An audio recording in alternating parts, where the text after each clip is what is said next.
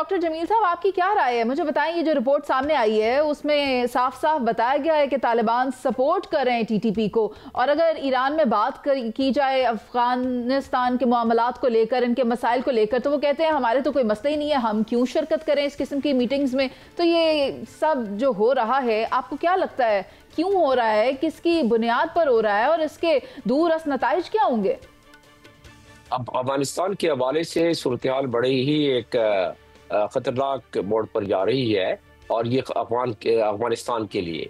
और उसकी वजह मैं यूं बताऊं कि तसलसल के साथ दोहा एग्रीमेंट के बाद से लेके 2 सिक्योरिटी काउंसिल की रेजोल्यूशंस हुई हैं सितंबर 2021 में, और उसके बाद 2022 और 2023 में हर जगह ये जिक्र किया गया है मुख्तलिफ चीज़ों के अलावा कि पाकिस्तान के अफगानिस्तान का सॉइल दहशतगर्द ग्रुपों के लिए इस्तेमाल नहीं होना चाहिए।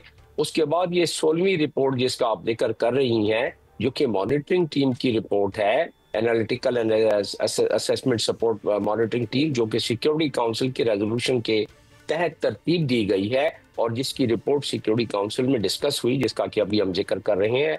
और जब भी मॉनिटरिंग टीम अपनी रिपोर्ट देती है इस हवाले से, तो सिक्योरिटी काउंसिल इसको डिस्कस करती है। अब इसकी सीधा पॉइंट क्या है? वही पॉइंट्स जो पाकिस्तान उभारता रहा है, वही पॉइंट्स जो दुआ एग्रीमेंट में है। और वो क्या है? वो ये है कि बाकी चीजों के अलावा अफगानिस्तान अपनी सरजमीन, अपने सॉइल पर किसी दहशतगर्द तंजीम को पनाह नहीं देगा, पनपने नहीं देगा। अब तो ये उलट हो रहा है। 20 के करीब इस रिपोर्ट में, जिसका आप जिक्र कर रही हैं, इस रिपोर्ट में 20 से जायद लिखा हुआ है दहशतगर्द तंजीमें वहां पहुंच चुकी हैं। और मेरी इतला के मुताबिक, और बड़ी वसूख जराए से इंफॉर्मेशन, नॉट इतला तो छोड़े, इंफॉर्मेशन बिल्कुल और मुस्तंद इंफॉर्मेशन, के सीरिया से जो फारिग हो रहे हैं दहशतगर्द, तकरीबन 67,000 के करीब वो भी पहुंच गए हैं अफगानिस्तान में। और जाहिर है वो वैसे तो नहीं पहुंच सकते बगैर किसी ईमा के। तो ये तमाम चीजें मॉनिटरिंग टीम के नोटिस में और सिक्योरिटी काउंसिल के उस रिपोर्ट पेश कर दी गई कायदे के मुताबिक। तो अब होने क्या, मैंने कहा कि खतरनाक मोड़ पर बात जा रही है। 67,000 का इस्तेमाल अफगानिस्तान में किस मद में किया जाएगा? उनके पीछे कौन है? जरा इस पर से भी पर्दा हटा दें। जी हाँ, इस पे देखें, किसी जो इस वक्त वहां हुकूमत वक्त है, हुक्मरान है, जाहिर उनकी ईमा के बगैर नहीं हो सकता। और इसी रिपोर्ट में तो दिया हुआ है कि टीटीपी और बाकी दहशतगर्द ग्रुप, खासतौर पर टीटी के हवाले से बताया टीटीपी के, कि वो पाकिस्तान के खिलाफ जो दहशतगर्दी कर रहा है ये आगे फैलती जाएगी। और इसी रिपोर्ट में अगली बात भी की है, मैं बताता हूँ, और फैलती जाएगी और खित्ते को डिस्टेबलाइज कर देगी। और फिर उन्होंने बताया है टीटीपी और अलकायदा का एक गठजोड़ भी बताना शुरू किया है कि किस किस्म का हो रहा है। तो इसका मतलब ये है कि एक तरफ तो ये, दूसरे दहशतगर्द भी, उनकी आपस में हम आहंगी शुरू हो गई है। अच्छा। और तीसरी बात ये कि इसी रिपोर्ट को एक यूनाइटेड स्टेट्स की, यानी अमेरिका की एक इंटेलिजेंस की रिपोर्ट भी शाया हुई है, जिसमें कि जिक्र किया गया है उनकी तरफ से, अमेरिका की तरफ से, ISK वो अब इस खतरनाक हद तक अपनी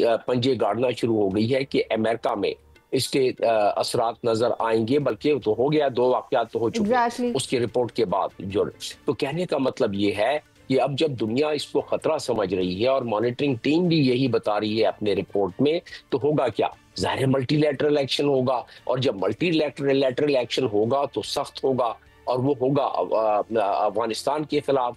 उसमें खामखा के अफगानिस्तान के अवाम पर और सख्ती आ जाएगी, और उसका असर पाकिस्तान, क्योंकि पड़ोसी मुल्क है ईरान, पाकिस्तान, सबसे ज्यादा पाकिस्तान, फिर वही मामला, रेफ्यूजीज का मामला, ह्यूमन राइट का मामला, मदद का मामला। और जाहिर है पाकिस्तानी बड़े खुले दिल के आदमी लोग हैं, और उन्होंने 40 लाख के करीब अफगानियों की पहले भी मेजबानी की है। लेकिन अब इन तमाम तजर्बात के बाद वो भी जरा मुश्किल हो जाएगा, तो शुबा। लेकिन उसमें जो रेफ्यूजीज कन्वेंशन है और जो ट्रीटीज हैं, उसके तहत अगर ये हालात, जब मल्टीलैटरल एक्शन से मेरी मुराद ये है कि जब उन टारगेट्स को दुनिया चाहेगी कि न्यूट्रलाइज हो जाए, तो उसका स्पिल ओवर पाकिस्तान पर भी आएगा। इसीलिए पाकिस्तान न सिर्फ बड़े तहम्मुल के साथ, लेकिन बड़ी ट्रांसपेरेंसी के साथ बता रहा है कि अब ये सब्र का पैमाना लबरेज होता जा रहा है।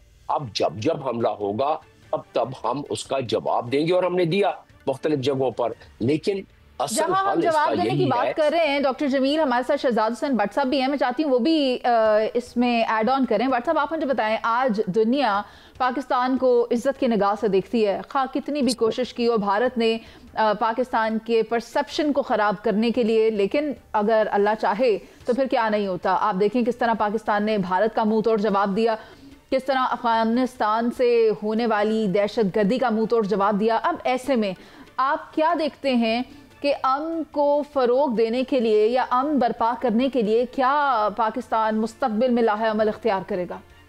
देखिए मुनीसा, आप बिल्कुल ठीक फरमा रही हैं। बात यह है, मार्का हक के बाद कामयाब जो मिलिट्री डिप्लोमेसी नतीजा हुआ, तो ये पाकिस्तान एक मजबूत हैसियत से सामने आया है। आप फील्ड मार्शल आसिम मुनीर का दौरा जो अमेरिका है, मिस्र है, उर्दन है, सऊदी अरब है, ये तमाम दौरों को देख लें तो कामयाब मिलिट्री डिप्लोमेसी की शानदार जो है मिसाल करार दिया जा सकता है।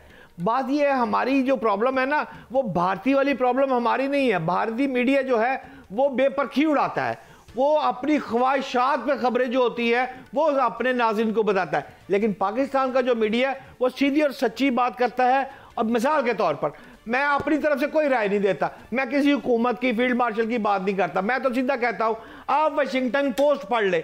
वाशिंगटन पोस्ट कह रहा है कि मैं नहीं कह रहा, वो कह रहा है कि पाक अमेरिका तल्लुकात जो है वो नई जहद की अलामत है। आप उसके बाद फाइनेंशियल टाइम्स पढ़ ले, मैं अपने जंग अखबार नवाए वक्त या एक्सप्रेस की बात नहीं कर रहा, आप फाइनेंशियल टाइम पढ़ ले, वो कह रहा है कि खित्ते में जो सालस है इस वक्त पाकिस्तान की पोजीशन आती जा रही है। आप अमेरिका देखें ना, अमेरिका में जनरल माइकल कॉरिला की रिटायरमेंट की तकरीब देखें ना, उस तकरीब में अगर आपके फील्ड मार्शल जाते हैं गर्म जोश इस्तकबाल किया जाता है। आप मुख्तलिफ मौके देख लें, मैं आपको एक लंबी लिस्ट दे सकता हूं, इस पर 10 मिनट की गुफ्तगू कर सकता हूं। अमेरिकी जरीदे फॉरेन पॉलिसी को देख ले, वो कहता है कि पिछले चंद माह में पाकिस्तान ने मतवाजन और खारजा पॉलिसी के जरिए आलमी मंजरनामा जो है उसको तब्दील कर दिया है, बिल्कुल कर दिया है। अब सवाल आखिरी बात यह है कि शहबाज शरीफ की गजा अमन कॉन्फ्रेंस देख ले, पाकिस्तान ने तो यहां तक मैं कहूंगा कि गैर नेटो इत्तेहादी होने के बावजूद अमेरिका, चीन और सऊदी अरब के साथ बैकवक्त जो तल्लुकात मुस्तहकम किए हैं। अब बात यह है, भारत लगाएगा पैसे अफगानिस्तान को, अफगानिस्तान करने की कोशिश करेगा दहशतगर्दी। क्यों? इनको चारे शाने चित हो चुके हैं, शिकस्त हो गई है भारत को भी, खारजा पॉलिसी पे भी, महाज पे भी, हर सतह पे भी। अब सिर्फ एक ही इनके पास ट्रम्प कार्ड है, अफगानिस्तान के जरिए दहशतगर्दी कराई जाए, हमारी सियासी तंजीमों को उबारा जाए, तलबा तंजीमों को खड़ा किया जाए, मुल्क में इंतशार पैदा किया जाए, दम मस्त कलंदर पैदा किया जाए, तो फिर जाके भारत को कुछ फायदा हो सकता है। अदरवाइज अल्लाह की रहमत से बनीजे हमने उसको चित कर दिया है। पाकिस्तान ये चाहता है इस खित्ते में अमन बर्पा हो, लेकिन अफगानिस्तान की सरजमीन जिस तरह दहशतगर्दी के खिलाफ इस्तेमाल की जा रही है, जिस तरह अफगानिस्तान TTP को सपोर्ट कर रहा है, ये वो अवामिल हैं जो उस नतीजे पर पहुंच रहे हैं कि ये काम इतना आसान नहीं है। जब आइडेंटिफाई ही नहीं कर पा रहे अफगानिस्तान के हुक्मरान कि यहाँ पर मसाइल मौजूद हैं, तो फिर मसाइल का हल कैसे निकलेगा?